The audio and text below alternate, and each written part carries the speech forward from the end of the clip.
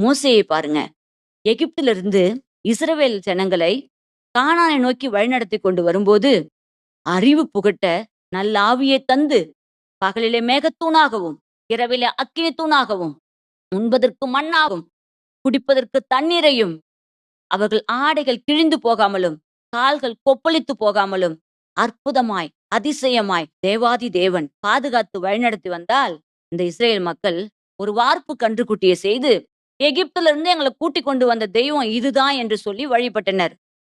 எனக்கு கோபக்கனல் மூண்டிருக்கிறது. நான் இந்த மக்களை அழிக்கப் போகிறேன் என்று சொல்லி, என் தேவாதி தேவன் சினம் கொண்டார்.